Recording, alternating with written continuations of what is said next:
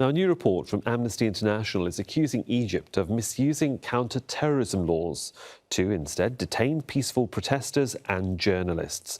The rights group says a special security agency comprising of hand-picked judges has tripled its prosecutions since President Abdel Fatah el-Sisi came to power. Now, the report says the detentions have been renewed for years without evidence or chance to appeal. Authorities have denied these accusations in the past. In September, security forces arrested thousands during anti-government protests.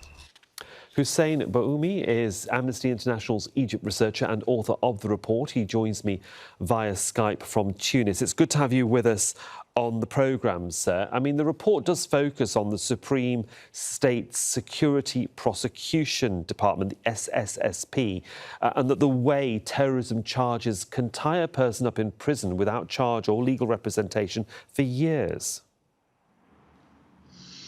So good afternoon. So the report looks specifically on the role of the SSP in imprisoning thousands or detaining thousands of critics, opponents, and really bystanders that were arrested by security forces, and then they are detained for months, sometimes for years. Not based on evidence, but based on secret police investigations that neither lawyers nor defendants are able to examine at all. And these police investigations, they are not evidence, even according, and it's not really according to Amnesty, but even according to the Egyptian Court of Constitutions, the highest court in Egypt, which ruled that these investigations, they do not constitute evidence in any way. The report also looks at the role of the prosecution in protecting officers who are involved into enforced disappearances and torture.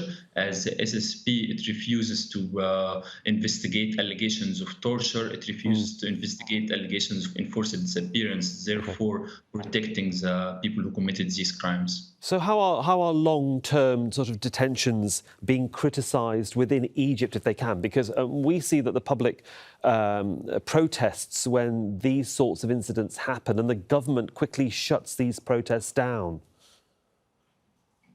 Yeah, so we see that arbitrary prolonged detention, pre-trial detention, is now being used quite commonly in Egypt.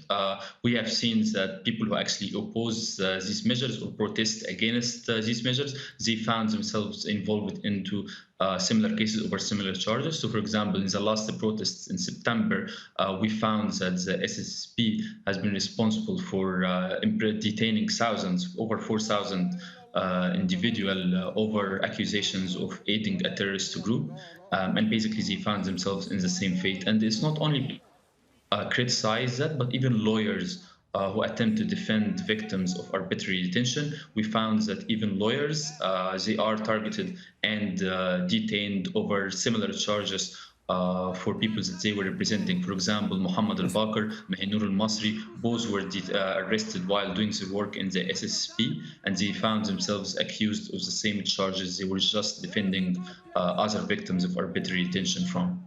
If one of the charges is, you might say supporting terrorism, what are the sorts of statements or criticism or actions can actually get you into trouble in Egypt under these laws? So it can be really anything. We have found that if you are waving a flag, for example, a rainbow flag in a concert, you will find yourself accused of membership in a terrorist group. If you are doing a video on sexual harassment, as with Amel Fathi before, you will find yourself accused of joining a terrorist group. If you are a leftist or a politician who wants to run for elections, like Ziad Al-Alimi, Hussein Mu'nis, Sham Fuad, you will be arrested and you will find yourself as well accused of terrorism-related charges. If you are protesting over anything, metro prices, if you are protesting over Palestine, for example, we saw just a couple of days ago, we saw a football fan who waved the Palestinian flag in a game, was arrested and accused of similar charges. If you are a Christian activist, Coptic activist that is active on pushing for raising awareness on human rights violations, you will find yourself accused of terrorism charges as well. You've given us a whole list to actually mull over. The international community obviously sees that as well and is fully aware of the situation in Egypt. Yet, Do you see any criticism at the government level internationally of Egypt's actions? And if not, why are the international community so quiet? So we have been seeing some limited statements, perhaps most recently yesterday and in the days after the attempt to shut down Mada Masr is basically the only independent media that remains in Egypt. So we have also seen criticism of Egypt's human rights record at the Universal Periodic Review earlier this month. However, overall criticism to the Egyptian authorities is very limited globally, and this is partially because the Egyptian authorities have been presenting the message that those who are detained, they are not political opponents, but they are terrorists. And this is done through the SSP, for example, by accusing all opponents and critics of terrorism-related charges, but also due to considerations that relate to migration, counterterrorism, which really falls in line with a lot of the rhetoric that we have seen with right-wing governments in Europe and in the US. However, we are still seeing that there is growing criticism to Egypt's human rights records.